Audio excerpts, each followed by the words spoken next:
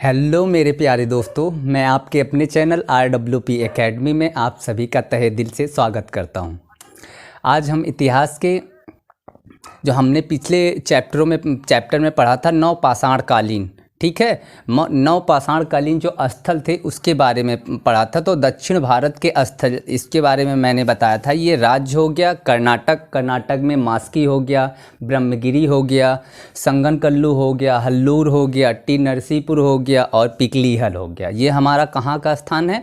दक्षिण भारत का स्थान कौन सा है? कर्नाटक। वो पूछेगा, क्वेश्चन पूछेगा कि ये बताइए नवपाषाण कालीन दक्षिण भारत के स्थल मास्की किस राज्य में है, या फिर पूछ लेगा कर्नाटक से कोई इसमें से कोई एक नाम दे देगा और पूछ लेगा कि किस राज्य में है।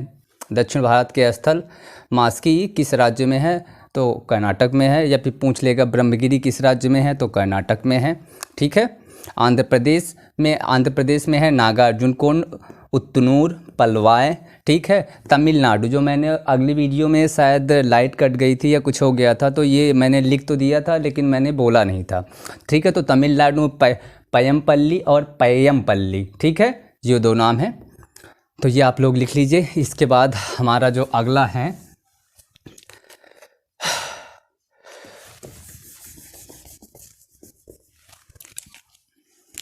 ताम्रपाषाण काल। क्या है? लिख दे रहा हूँ। अभी ये प्रागैतिहासिक काल का मैंने तीनों बता दिया है, ठीक है। पूर्व पाषाण काल, ठीक, मध्य पाषाण काल, ठीक है, और नवपाषाण काल, ठीक है। मैंने पूर्व पाषाण काल का भी 3 बता दिया है, ठीक है।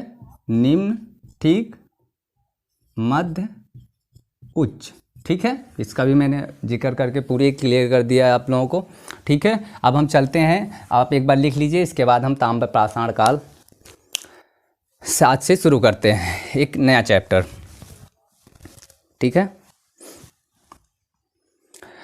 अब ये समझ लीजिए कि अब जो पढ़ाया जा रहा है ना, आप लोग एकदम तैयार रहिए। हर एक लाइन जो है कीमती होती है, ठीक है। कहीं से कुछ भी पूछ सकता है। तो इसमें जितना भी पढ़ाया जा रहा है ये समझ लीजिए कि इसे हमें याद रखना है, और नहीं याद रखेंगे वही चीज़ें पूछेगा जो आप याद नहीं कर सकते हैं, ठीक है। तो हमें हर एक चीज़ पढ़ना है, हमें कुछ भी नहीं छोड़ना है, ठीक है। तो हर एक चीज़ जब हमारा क्लियर रहेगा, हमारा कॉन्सेप्ट क्लियर रहेगा, हम एकदम फैक्ट वर्क करेंगे, तब जाके हम सक्सेस को हासिल करेंगे, ठीक है। तो हम चलते हैं मध्यपाषाण काल में। एक बार आप लोग इसे भी देख लीजिए कायदे से, क्योंकि ये हर ज़्यादातर एग्ज़ामों में पूछे जाने वाली चीज़ें हैं। जितना भी पढ़ाया जा रहा है ये सारी की सारी चीज़ें कहीं न कहीं आती हैं, कहीं न कहीं आई हैं, ठीक है। तो आगे चलते हैं।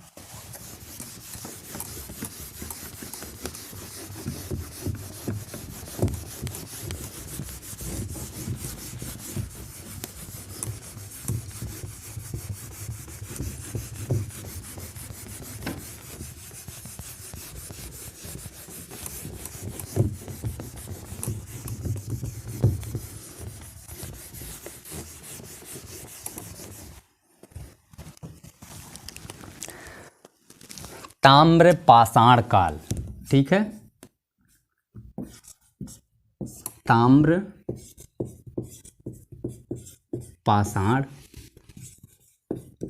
काल, ठीक है।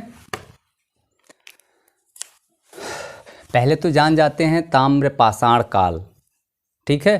ताम्रकाल इसका क्यों नाम नहीं पड़ा? ताम्रपाषाण काल ही इसका नाम क्यों पड़ा? ठीक है। तो पहली चीज,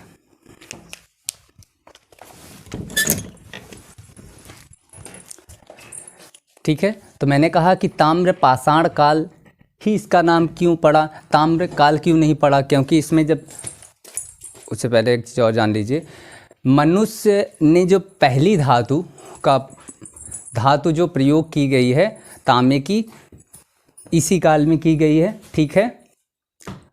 मनुष्य पहली बार धातु का प्रयोग करना कहाँ से शुरू किया? ताम्रपाषाण काल से। इसी काल में सबसे पहली धातु जो हमें प्राप्त हुई है वो तांबा प्राप्ति हुई है, ठीक है। ताम्र मीन्स तांबा होता है, या ताब्र भी कहते हैं, ठीक। तो ताम्र पाषाण काल, तो इसे लिखना चाहो तो लिख लो।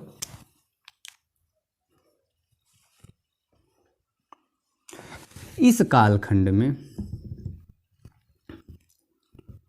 लिखना, लिखो ऐसा कालखंड, ऐसा कालखंड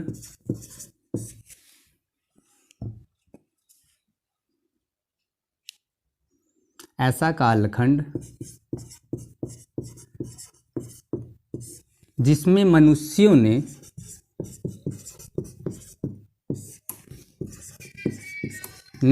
धातु का प्रयोग किया, धातु का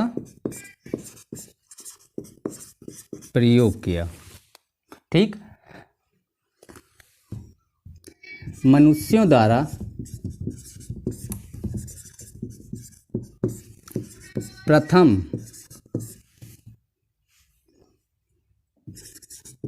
धातु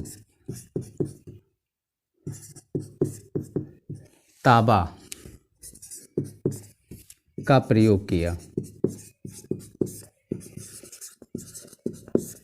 ठीक है, पहली धातु किस काल में? ताम्र पाषाण काल, ऐसा कालखंड जिसमें मनुष्यों ने धातु का प्रयोग किया। मनुष्य द्वारा प्रथम धातु तांबा का प्रयोग, प्रथम धातु तांबा का प्रयोग ताम्र पाषाण काल में हुआ।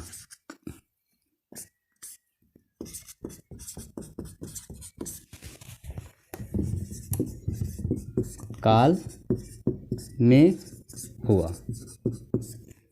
ठीक है, अब हम जान लेते हैं ताम्र पाषाण काल ही इसे क्यों कहते हैं, ताम्र काल क्यों नहीं कहते। ठीक है, इस कालखंड में तांबे और पाषाण मतलब पत्थर दोनों का उपयोग समान रूप से दोनों चीज़ें जो उपयोगी रही। ठीक है, इसीलिए इसे हम ताम्र पाषाण काल कहते हैं। समान रूप से क्यों उपयोगी रही?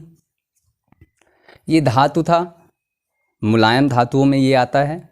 ठीक है, और पत्थर तो जानते ही हो मजबूत होता है, तो ये सिर्फ बांधने के काम में आता था। ठीक है, इससे हम तलवार नहीं बना सकते थे, चाकू नहीं बना सकते थे कि धारदार हथियार बना लेते। ठीक है, इसीलिए तो लिख लो।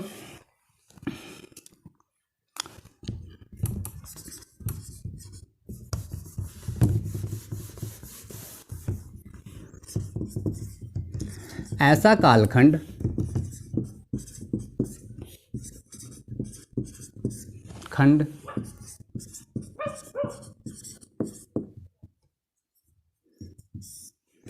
जिसमें मनुष्यों ने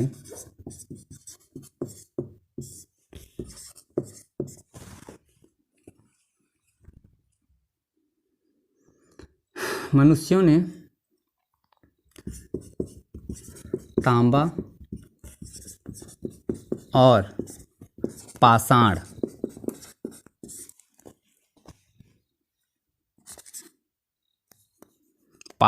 दोनों का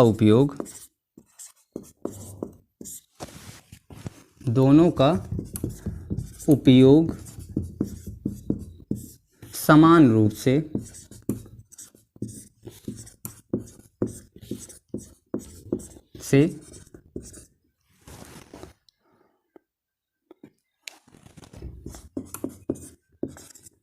करता था। ठीक है, इसीलिए इसे ताम्र पाषाण काल कहते हैं। ठीक है, क्लियर है? तो इतना देख लें, फिर हम आगे चलते हैं।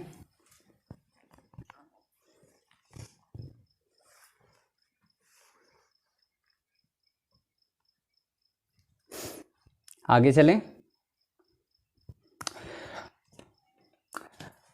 अब हम जान लेते हैं ताम्र पाषाण काल की तिथि। ठीक है, ताम्र पाषाण काल की जो तिथि थी वो 4500 या फिर 4000 BC से या ईसा पूर्व से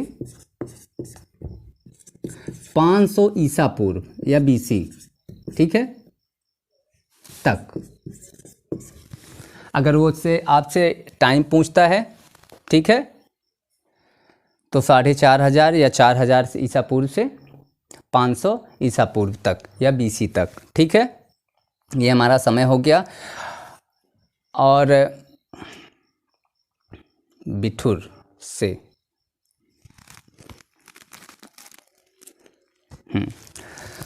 भारत में तांबे का सर्वप्रथम उपकरण जो है कानपुर के बिठूर से प्राप्त हुआ है। ठीक है, ये भी लिख लेना।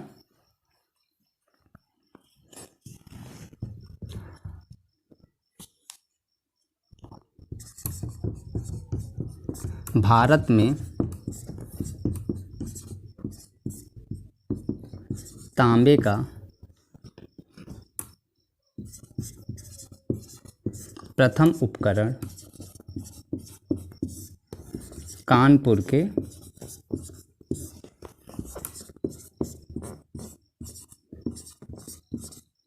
बिठूर से प्राप्त होता है, प्राप्त हुआ है। ठीक है, कानपुर के बिठूर से प्राप्त हुआ है। जबकि भारत में सबसे बड़ी ताम्र निधि मध्य प्रदेश में गुंगोरिया से प्राप्त हुई है। नीचे लिख लो इसे। जबकि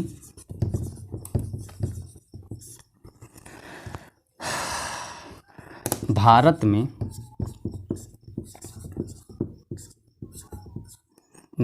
सबसे पहले नहीं, सबसे बड़ी लिखो, सबसे बड़ी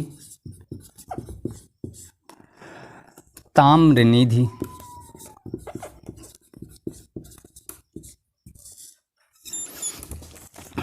मध्य प्रदेश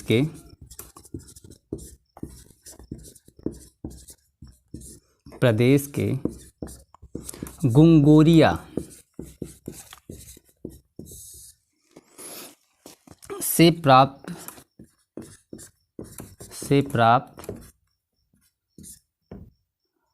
हुआ है, या प्राप्त है, लिख लो, प्राप्त होता है। ठीक है, इतना एक ब्लैक बोर्ड पे। ठीक है, इतनी चीज़ें समझ में आई।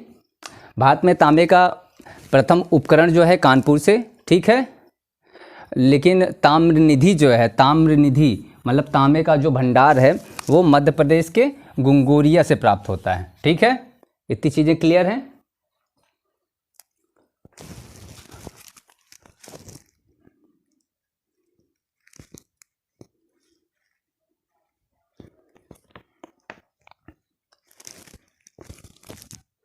तो आगे चलते हैं, इसे मिटाते हैं।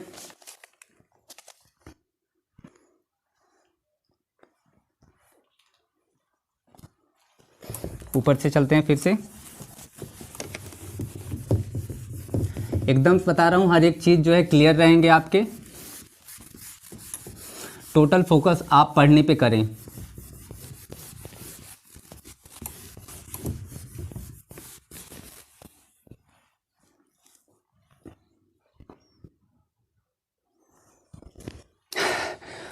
आप जानते हैं भारत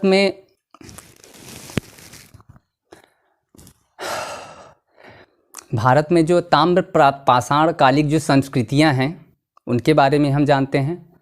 तो भारत में 4 प्रकार की ताम्र पाषाण काल में संस्कृतियां पाई गई हैं। तो लिख सकते हैं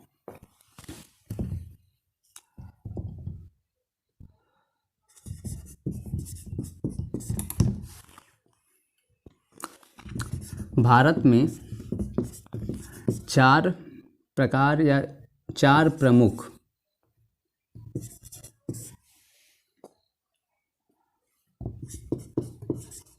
ताम्र पाषाण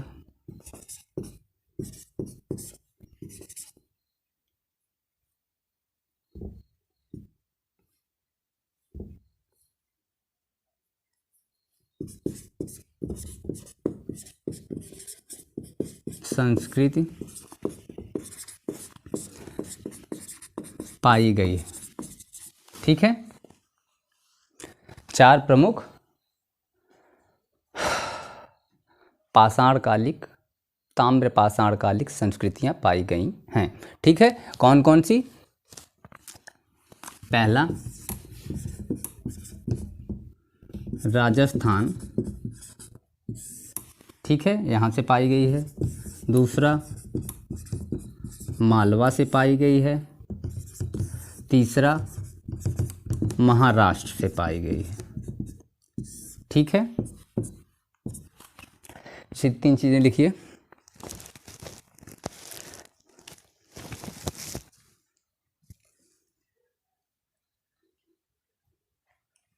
ठीक है, राजस्थान की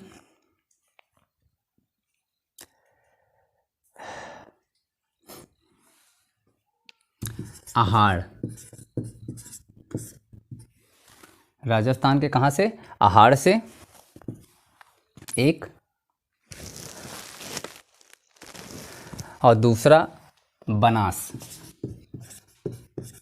ठीक है, मालवा, मालवा से मालवा संस्कृति।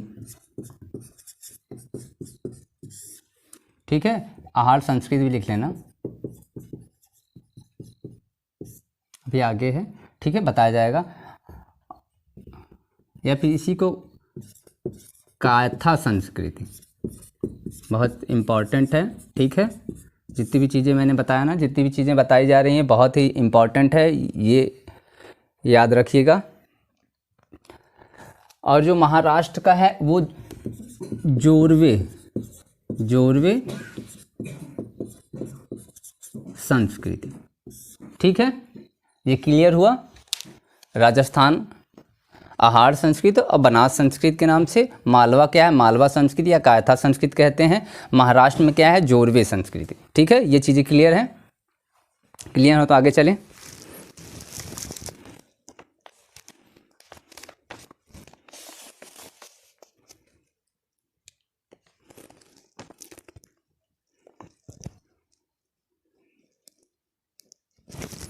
ठीक है, यहाँ तक हो गया, इतना मिटा दें। ऊपर से चलते हैं थोड़ा, क्योंकि टॉपिक थोड़ा बड़ा है। ठीक, 4 हैं संस्कृतियाँ, ये जान लो। ठीक है, आगे चलते हैं।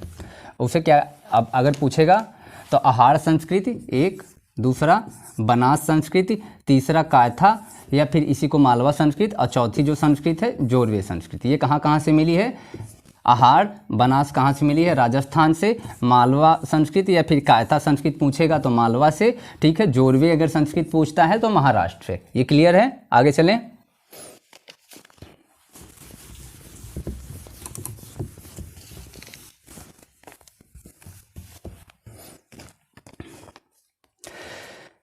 हेडिंग डालिए दक्षिण पूर्वी राजस्थान की संस्कृति। दक्षिण पूर्वी राजस्थान की संस्कृति। ठीक है,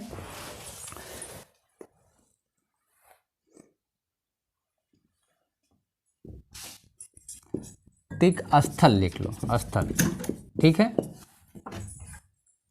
स्थल। दक्षिण पूर्वी राजस्थान की सांस्कृतिक स्थल कौन कौन से थे? आहाड़, ठीक है, दूसरा लिख लो गिलुंड, गिलुंड, बालाथल,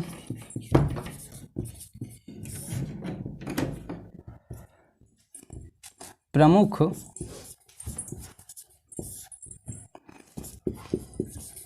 ताम्रपाषाण कालीन स्थल हैं। कालीन, हर एक चीज़ मैंने पहले बताया है, बहुत ही इंपॉर्टेंट है हर एक चीज़। वो पूछेगा दक्षिण पूर्वी राजस्थान सांस्कृतिक स्थल कौन से हैं, 4 विकल्प दे देगा, उसमें से एक इनका देगा, या बालाथल दे देगा, या गिलुंड देगा, या आहाड़ देगा। ठीक है, अभी इनके बारे में और विस्तृत जानकारी मिलेगी, आहाड़ के, गिलुंड के। ठीक है, बताया जाएगा, लेकिन अभी के लिए ये जान जाइए।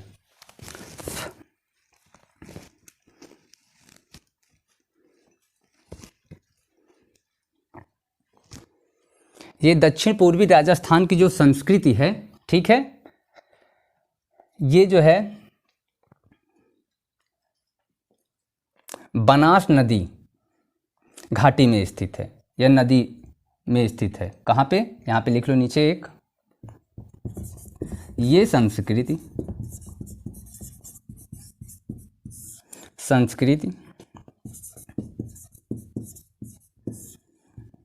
बनास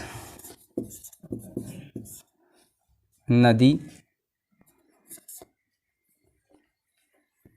में स्थित है, ठीक है, में स्थित है। इसलिए इसे दक्षिण पूर्वी राजस्थान की संस्कृति जो है, इसीलिए इसे क्या कहते हैं? बनानास संस्कृति भी कहते हैं। क्या कहते हैं?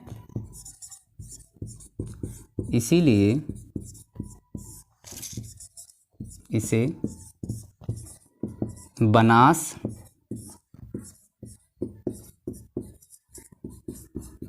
संस्कृति भी कहते हैं।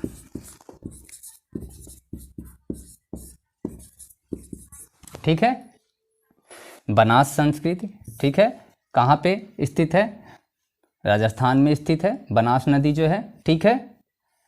राजस्थान की क्या एक संस्कृत का नाम ही इसके नाम पे पड़ चुका है, बनास संस्कृति, ठीक है, याद रखना। राजस्थान की नदियों में एक क्या है? बनास नदी। ये ताम्रपाषाण काल पढ़ रहे हैं, ये भी याद रखिएगा, भूल मत जाइएगा, ठीक है, इसको पढ़ने में। तो इतनी बातें समझ में आई, ठीक है। इसीलिए इसे बनास संस्कृत भी कहते हैं। किसको? दक्षिण पूर्वी राजस्थान की संस्कृत को, ठीक है।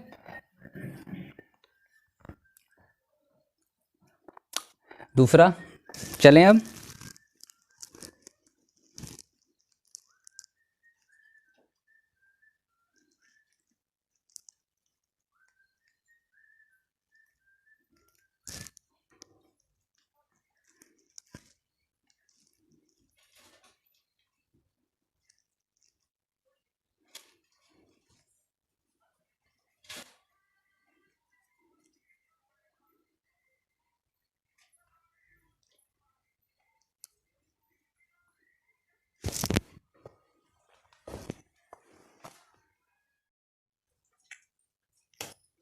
ठीक है, तो यहाँ तक हम आ गए थे, इसीलिए इसे बनानास संस्कृत कहते हैं, ठीक है। दूसरा हम आहाड़। आहाड़ का जो प्राचीन नाम है वो ताम्रवती है, ठीक है। तो लिख लो इसके लिए, इसके बारे में भी। आहाड़ का प्राचीन नाम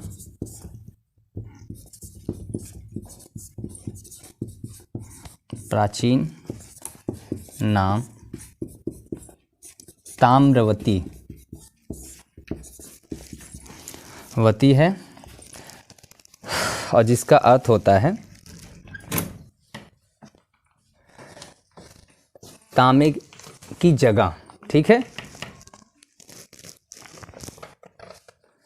तो इतना लिख लो, फिर हम आगे चलते हैं, फिर नोट में कुछ लिखवाना है।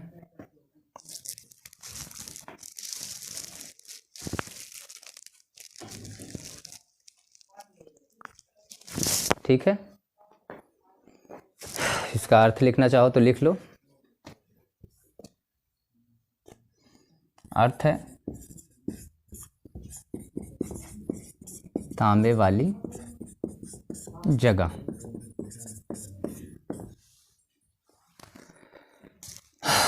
और नोट में लिखना चाहो, अब लिख लो। गिलुंड से, कहाँ से? गिलुंड से मकानों के पक्की ईंटों के साक्ष्य मिले। कहाँ से?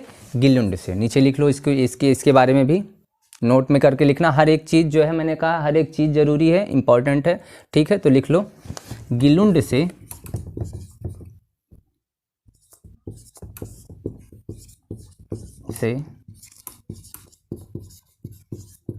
मकानों के पक्की ईंटों के साक्ष्य मिले हैं, ठीक है। नीचे एक चीज़ और देख लो, पहले नीचे आ भी रहा है कि नहीं। कि मैं लिखते ही जा रहा हूँ, नहीं अभी आ जाएगा। दक्षिण पश्चिमी राजस्थान से, दक्षिण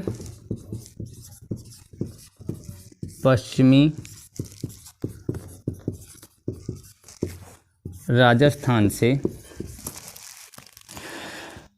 चूल्हा देखे हो खाना बनाने वाला, चूल्हे के साक्ष्य मिले हैं।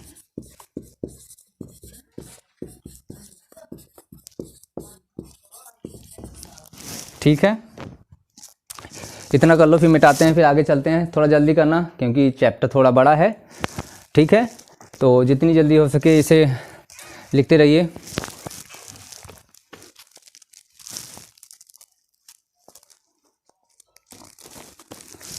आगे चलते हैं, मिटाते हैं इसको।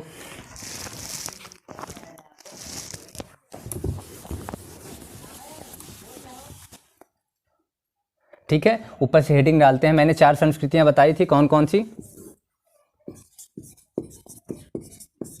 आहार संस्कृति,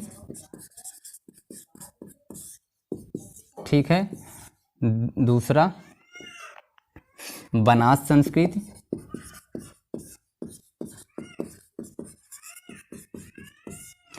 तीसरा मालवा कह दूं, ठीक है, मालवा या कायथा संस्कृति। चौथा मैंने बताया था जोरवे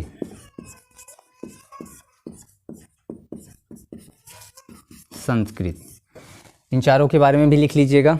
ठीक है, 4 संस्कृतियां थी जो मैंने बताया था, जो प्रमुख थी 4 संस्कृतियां, वो यही 4 थी। इन्हीं के बारे में हमें पढ़ना है।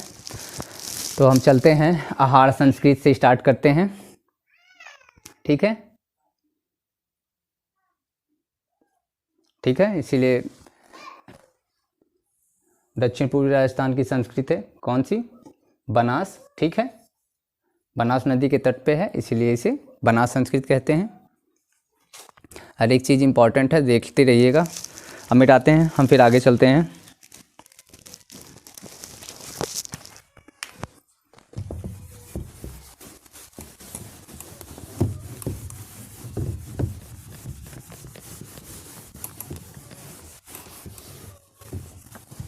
आहार संस्कृति, ठीक है, आहार संस्कृति। आहार संस्कृति के लोगों की विशेषता क्या थी? ठीक है, वो क्या करते थे? आहार संस्कृति के जो पशुपालन करते थे, ठीक है, कि लोग क्या करते थे? पशुपालन करते थे। ठीक, कृषि कार्य भी करते थे। क्या करते थे? कृषि कार्य। ठीक है, कृषि कार्य में किसका किसका? गेहूं का, धान का, जौ का, मूंग का। ठीक है, गेहूं, धान, जौ और मूंग का। किस कार्य, ये कैसे पता चलता है? इसके क्या है? गेहूं, धान, जौ, मूंग के क्या मिले हैं? साक्ष्य मिले हैं, साक्ष्य मिले हैं, इसलिए। ठीक है, पुरातात्विक चीज़ें हैं, इसीलिए।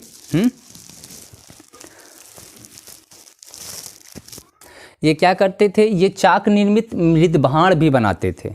ठीक है, जो चाक पे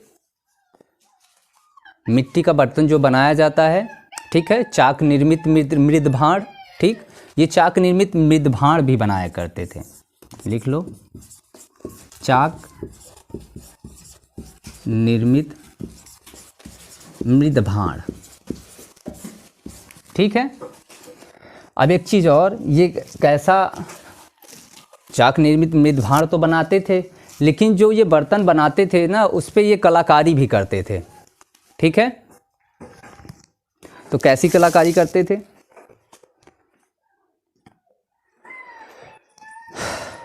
ये चाक निर्मित मृदभाण हुआ करता था,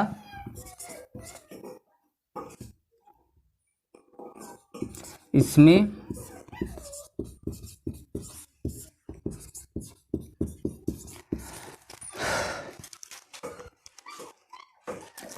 काले और लाल रंग की पॉलिश करते थे। ये क्या करते थे? इस पे काले और लाल रंग की पॉलिश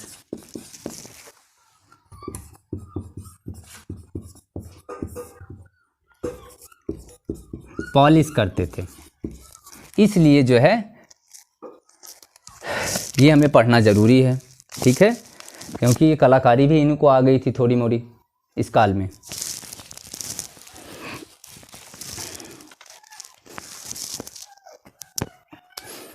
और इसी काल में, ठीक है, तांबे की कुल्हाड़ी, ठीक है, तांबे की कुल्हाड़ी मिली है और तांबे की चूड़ियाँ भी मिली हैं, ठीक है।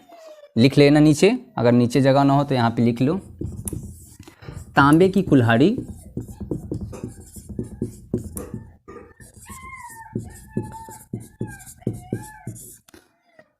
लाड़ी और तांबे की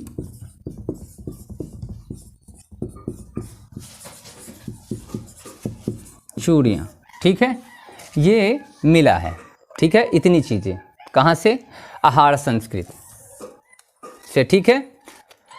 आहार संस्कृति कहाँ है? तो वो मैंने उससे पहले बता दिया है, ठीक है, कहाँ है।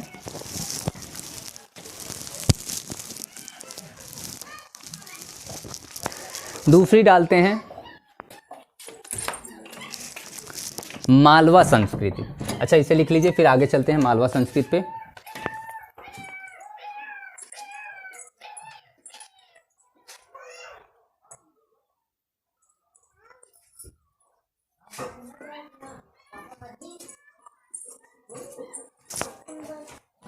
ठीक है, मिटाएं।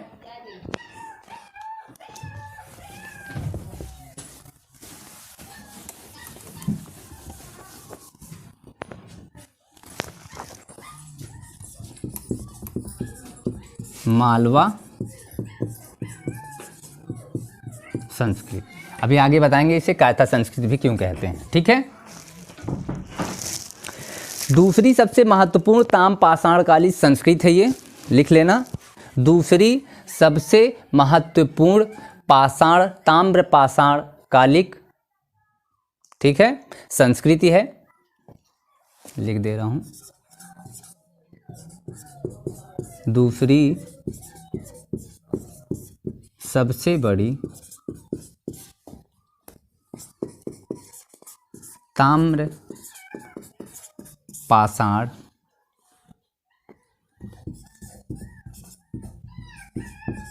कालीन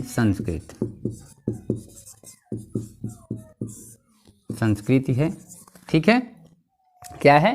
ताम्र पाषाण कालिक संस्कृति है। इसके स्थल लिख लीजिए, ठीक है। मालवा संस्कृति के जो स्थल हैं, ठीक है, स्थल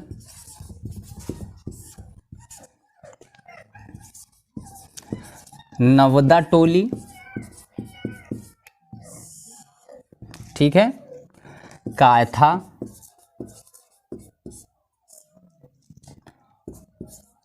एरण,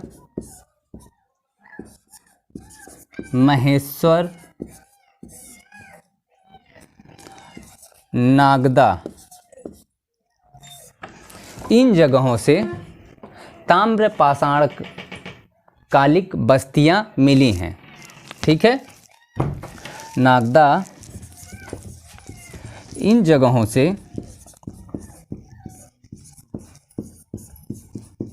ताम्र पाषाण कालीन बस्तियां मिली हैं, ठीक है। इन्हीं जगहों से ताम्र पाषाण कालिक बस्तियां मिली हैं। आगे चलते हैं, ठीक है। इन जगहों से क्या मिला है? ताम्र पाषाण कालिक बस्तियां मिली हैं, ठीक है। कहाँ से? नवदा टोली से, कायथा से, एरण से, महेश्वर से, नागदा से, ठीक है। तो इसमें जो कायथा है, कायथा का एक महत्वपूर्ण भूमिका है, ठीक है। इसमें कायथा का कायथा का विशेष महत्व है, इसीलिए इसे कायथा संस्कृत भी कहते हैं। ठीक है, कायथा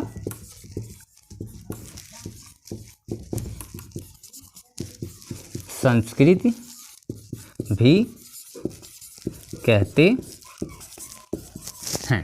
ठीक है, कायथा संस्कृत भी इसे कहते हैं। ये कहाँ पे है? ये उज्जैन के समीप है। ठीक है, ये उज्जैन में है। उज्जैन के पास काली सिंधु नदी। ठीक है, काली सिंधु नदी ऊपर लिख लो। यह उज्जैन के पास, इसके नीचे से लिखना आप लोग। ठीक है, मैं ऊपर लिख दे रहा हूं। यह उज्जैन के समीप काली नदी घाटी कहो या काली नदी कह दो। ठीक है, काली सिंध नदी, सॉरी यहाँ पे सिंध भी भूल गया था। काली सिंध नदी के तट पर स्थित है। तट, नदी के तट पर स्थित है। ठीक है, इतनी चीज़ें क्लियर हुई। मालवा संस्कृति, ठीक है, उज्जैन के समीप कहाँ पे? काली सिंध नदी पे। ठीक है, पूछ सकता है कि ये बताइए मालवा संस्कृति या फिर कायथा संस्कृति। ठीक है, किस नदी घाटी तट पर स्थित है? तो कहाँ पे? काली, ठीक है, सिंध, काली सिंध नदी, काली सिंध नदी। तो ठीक है, तो एक चीज़ और जान जाओ, यहाँ का जो मृदभांड है, यहाँ के जो ईंट के जो चाक से निर्मित मृदभांड बना है, मिट्टी के बर्तन बनाए गए हैं, वो पूरे ताम्र पाषाण काल में सबसे महत्वपूर्ण है। ठीक है, तो इसके बारे में लिख लो, इसको मिटाना पड़ेगा।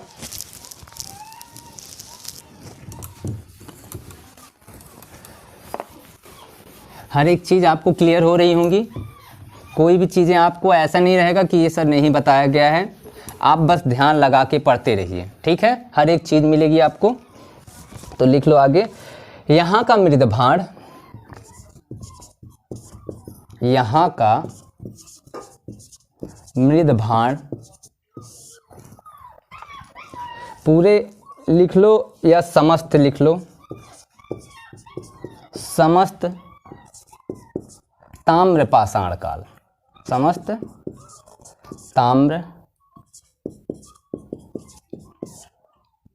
ताम्र पाषाण काल, सॉरी ताम्र पाषाण कालीन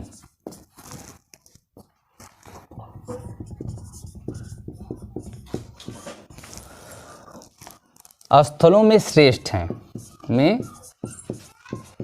श्रेष्ठ हैं। ठीक है, इसे अंडरलाइन करके भी लिख लेना। ठीक है, यहाँ का जो मृदभांड है ताम्र पाषाण कालीन स्थलों में श्रेष्ठ है। श्रेष्ठ क्यों है? क्योंकि यहाँ का जो मृदभांड होता था वो काले और गुलाबी,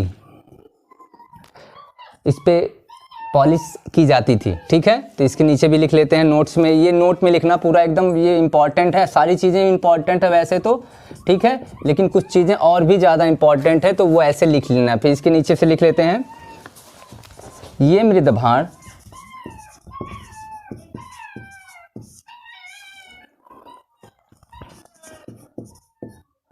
काले और नहीं, लाल और हल्के गुलाबी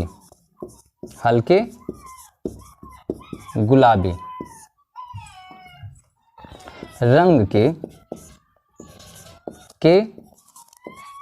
हैं, जिन्हें काले रंग से अलंकृत किया गया है, जिन्हें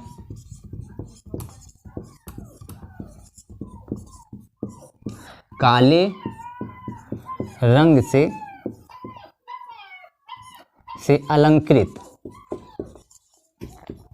अलंकृत किया गया है। ठीक है, इतना समझ में आया। यहीं से मक्का का दाना देखा है ना, मक्के के दाने के साक्ष्य मिले हैं, दाने के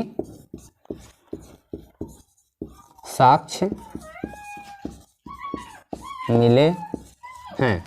पूछेगा मक्के के दाने के साक्ष्य कहाँ से मिले हैं, कौन से संस्कृति से मिले हैं या किस पाषाण काल से मिले हैं, तो वो ताम्र पाषाण काल से मिले हैं। ठीक है, पहली एक आंसर हो जाएगा।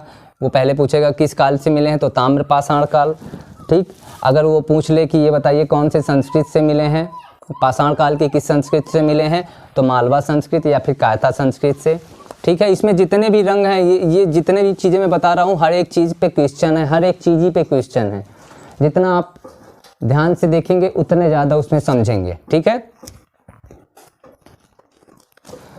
हाँ, थोड़ा सा और लिख लो। कायथा संस्कृति की खोज लिख लो, कायथा संस्कृति की खोज, कायथा